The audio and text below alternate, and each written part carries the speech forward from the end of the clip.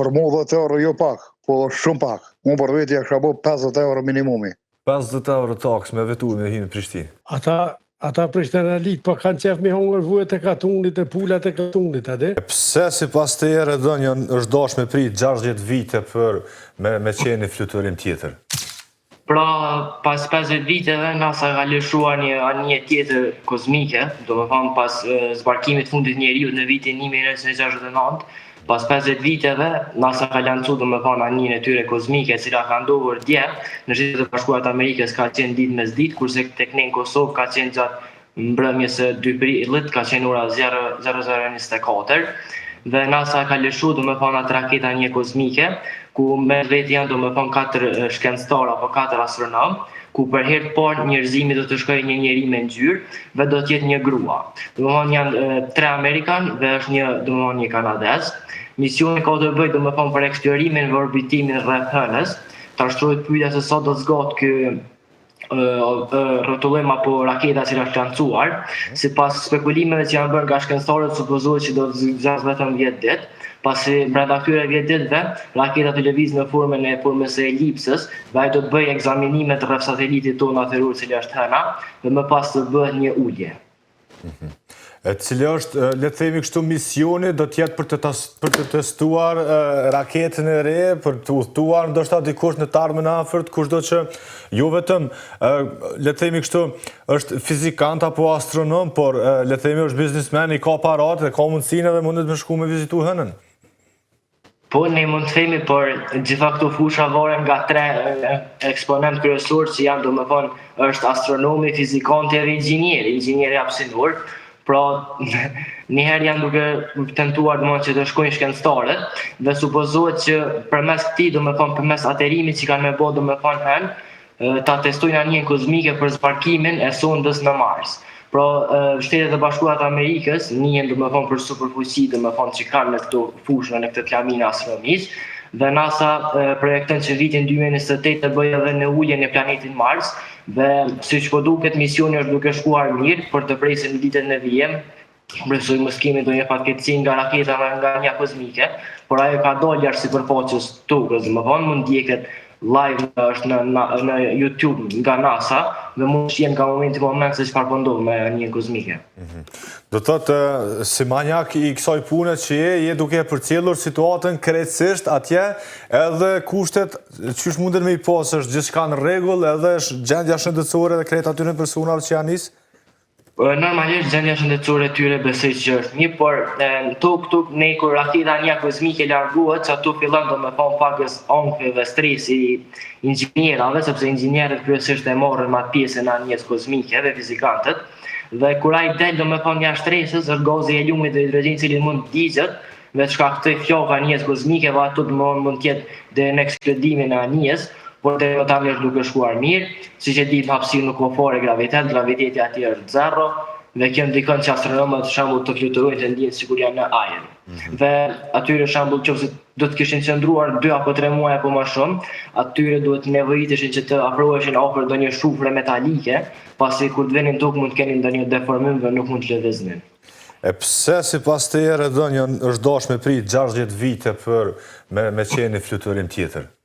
60 vite, tash kjo është pyetje që njerëzit po mendojnë që veten nuk kanë shku, është shkaku sepse ka ndodhur edhe këto luftra që kanë qenë tani, ka qenë ekonomia e Shtetit të Bashkuar dhe për mos me pas domethënë një harxhim të kohë domethënë dhe sepse shpenzimet janë shumë vogla domethënë, paramendojnë domethënë vetëm një dhom ju ka kushtuar gati 23 milion apo më shumë ku po diun, dhe është shpenzimi shumë i madh i anijës kozmike që e bëjnë domethënë astronomët edhe Shtetet e Bashkuara, edhe është karburanti i cili kushton shumë shtrejt, domethënë nuk është sikur nafta, benzine, është një tjetër karburant i cili përdoret në anijën kozmike dhe mund të jetë domethënë ashtu. Ai ka pasur të testuar në muajin shkurt, por shkaku i disa problemeve teknike që kanë ndodhur e kanë shtyrë dhe dje domethënë me datën 1 prill, tu në Kosovë ka data 2 prill, gjatë ora ka qenë 12 e natës, kur është lëshuar domethënë anija kozmike. Ka personat që edhe atë udhëtimin e para 60 viteve nuk e besojnë shumë. Ka skeptik.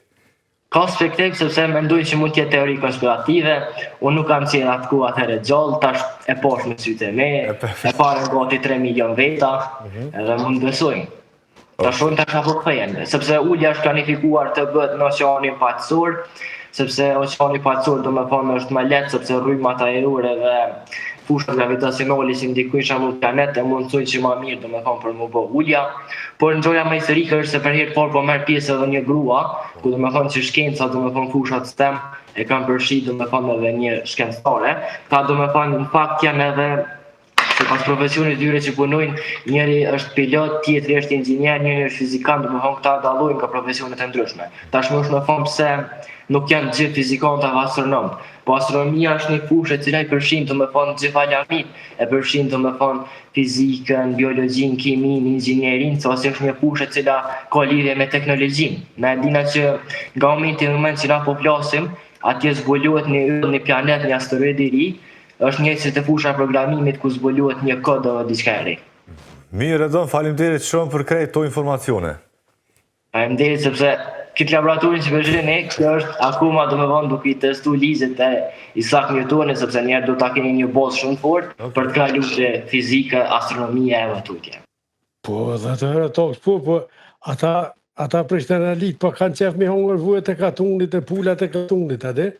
E katunore, so mja shqip një pullin një vuet, anë. Veç i shtrejton ka 10 euro ma shumë, krejt. Ja që ashtu po. Aha, reciprocitet.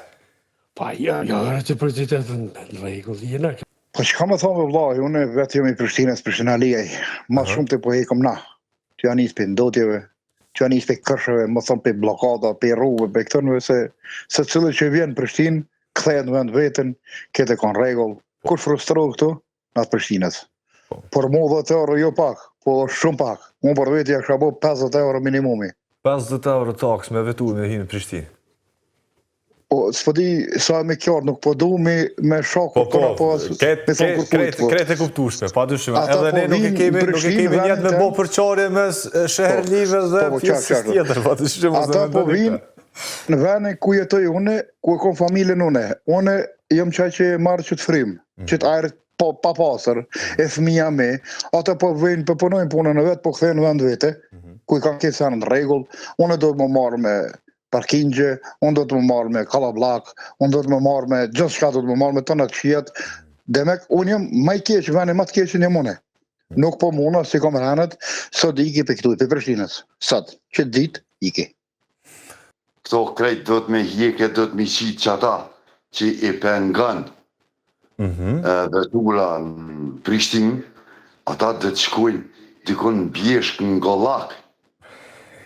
Edhe dhe të rinë atje e kanë ojrën e poster, i kanë të natanët, mos të rinë gjithë e të heqë.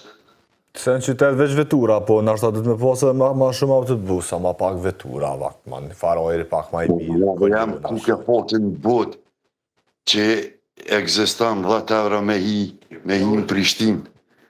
Që ka ndodhë kjo këtë? Kjo është vetëm propozim, për atë arsye, halos ka morë kërkur sen asë një vendim. Po, vëllove jam, ata që s'dojnë... Po, mes po flitet, ku i dihet? Po, në qoftë se s'dojnë ata me jetu në Prishtinë, të qkujnë e për fshotra, i kanë ojrën e pastërt, e kanë ambientin e mirë, kanë mole, kanë lulla, ata të qkujnë që atje dhe të rënojnë. Kolona nuk ka,